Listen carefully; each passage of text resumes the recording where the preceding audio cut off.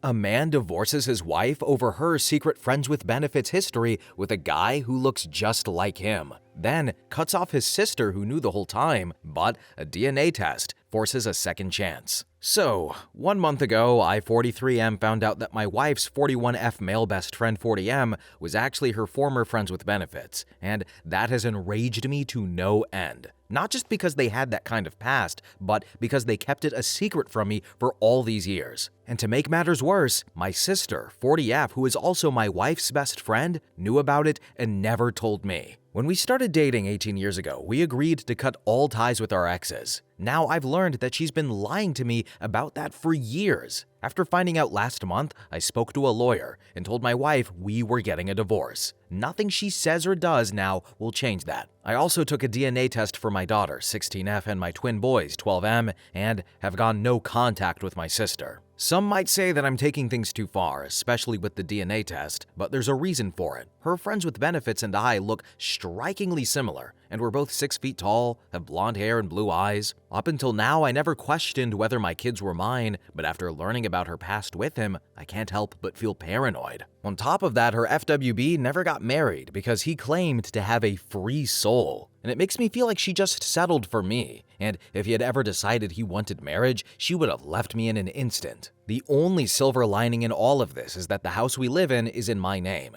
I inherited it from my grandpa before we got married. For now, I've kicked my wife out of the house and taken her to her parents' place, where I told them exactly why we are getting divorced. I also told my kids because I believe they're old enough to know the truth. Since then, my wife has been calling me constantly, crying and swearing that they were just friends, but I don't believe her. I made it clear that even if the DNA test confirms all 3 kids are mine, I will still go through with the divorce. From what I hear from my brother-in-law, who lives near her parents, she is a complete wreck and barely eats anything. My sister has also tried to reach out to me through her husband, but I told them I don't consider her my sister anymore after wasting 18 years of my life. And honestly, if the DNA test does come back negative, I don't know what I would do. I love my kids more than anything in this world, and finding out that even one of them isn't mine would break me more than anything else. Then in the comments section, one user said, "Listen man, at the end of the day, it is still your marriage and way beyond Reddit's pay grade, but consider some solo therapy to work out your feelings. And I understand your anger and rage, but I think it is coming from a fear that she cheated on you with him, I think. Honestly, why she wouldn't cut contact and hid it for this long is beyond me though. Like, what was the point of the deception?" Yes, that is what I keep wondering.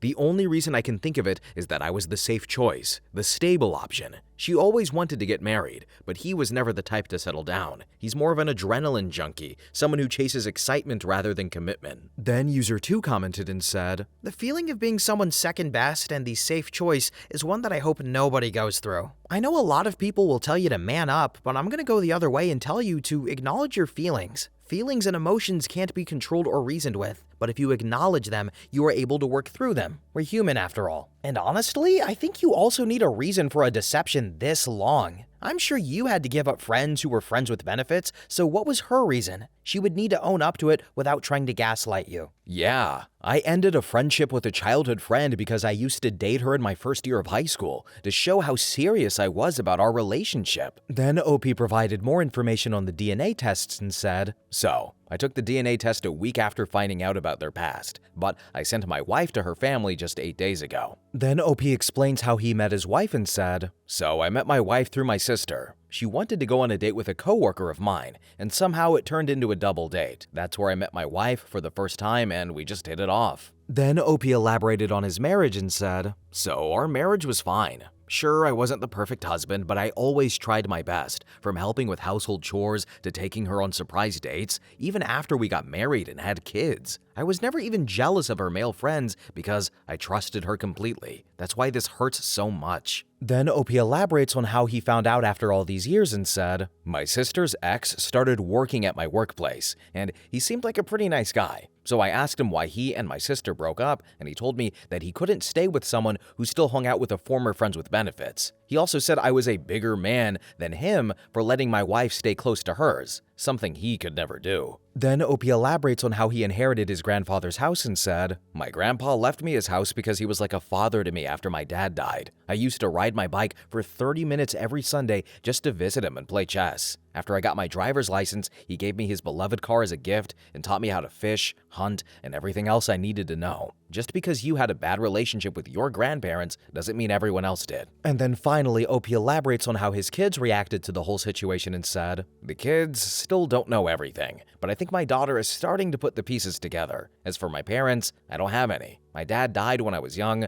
my mother passed away during COVID, and my grandparents died when I was 20. Regarding her family, her parents tried to talk to me, but I told them I need some time for myself. Her brother is somewhat understanding and is just watching over his sister to make sure she doesn't do anything reckless." Update number 1. Next day. First, I want to make some things clear. I didn't kick her out of the house like some crazy person. I asked for space, and she accepted. I then drove her to her parents' place, which is little over an hour away by car. Then the idea of cutting ties with exes was hers. When she said exes, she meant people like my childhood friend, who I only dated for a month in high school, but somehow not her friends with benefits, with whom she had a sexual relationship with for who knows how long. Yes, cutting him off would have probably cost her half of her friend group, but the same thing happened to me when I cut ties with my childhood best friend because of her boundaries. If she didn't want to lose friends over this, she shouldn't have been the one to suggest cutting ties with exes then. I explained the reason for our separation to our children too. She lied about something important, and I was upset. I told them I wanted us to take some time apart for now. And the house isn't about money. It's about the sentimental value. It holds memories of my grandparents and childhood, and it's where I've made so many memories with my kids. That's why I've consulted a lawyer about the house first, and I would still need to pay at least $100K to my wife for the house, but I'm okay with that. Also, I asked her about her relationship with that guy 2 or 3 times early in our relationship, and she always assured me that they were just friends. But I felt insecure and asked my sister, who knew them for 4 or 5 years, and she told me their relationship was like that of a brother and sister. So I chose to believe her.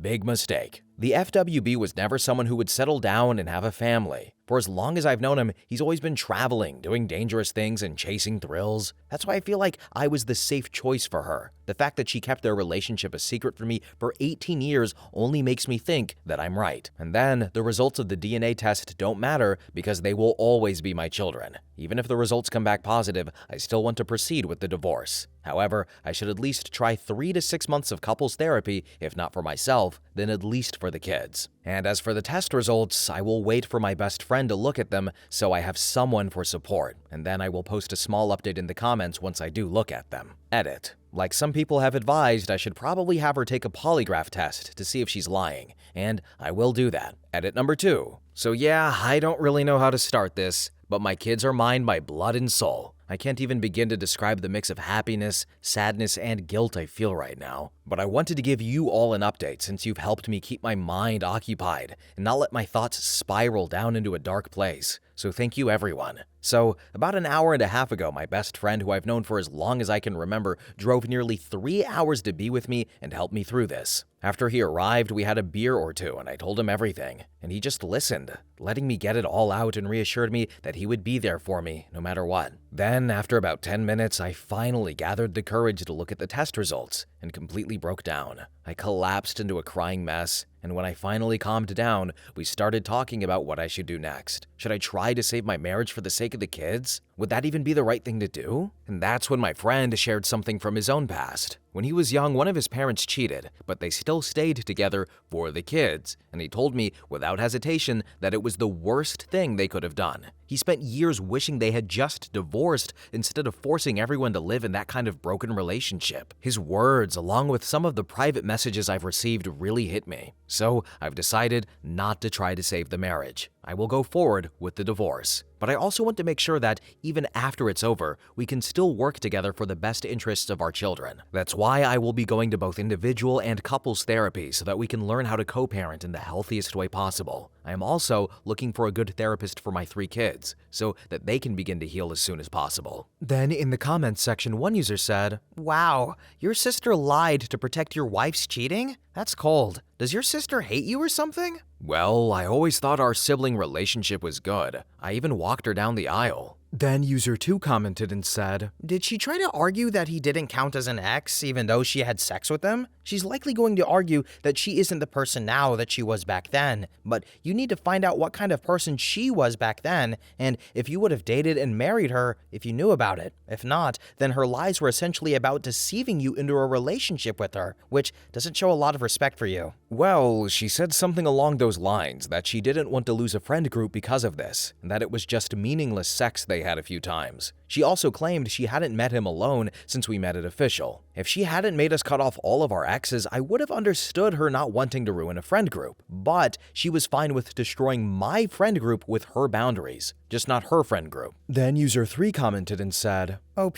take your time. You don't have to make a decision right away. Couples therapy could help. If not for reconciling, it could help with co-parenting. But don't get your hopes up. She lied for 17 years. I doubt she will tell the truth easily and be mentally and emotionally prepared for her to have cheated with him during your relationship or marriage. It's a possibility. I would honestly be more angry at the sister. She's the one who should have told you and not lied and covered for her. But for now, focus on yourself and your kids. So, I'm prepared that if she has had a physical relationship with him, it's over, and I will do everything in my power to get primary custody of the children. As for my sister, this is a kind of betrayal I never thought I could experience, and I don't think I will be able to forgive her for a long time. Then OP elaborates on possibly giving the marriage a second chance and said, "Yeah, I'm giving the relationship a second chance after realizing that it was my sister's idea to cut off exes while keeping the friends with benefits around. She also pressured my wife into other things, like forcing her to attend meetups where the FWB was, even when she did not want to go. Looking back, I should have given my wife a chance to explain herself before things escalated, but I wasn't thinking clearly. I was too hurt, and my mind put me in a dark place where I didn't want to hear anything from her. I should probably make a final update with more details, but I'm not sure. The one thing I do know for certain is that I'm cutting my sister out of my life for good." And then finally, OP elaborates on his wife's responses to his emotions and said, "Oh no, she completely understood my anger. That's why she became a wreck after I drove her to her parents. She knew she messed up. She knew she should have spoken up sooner, but was too scared. And as time passed, it only got harder for her to tell me. She did try to put distance between herself and him,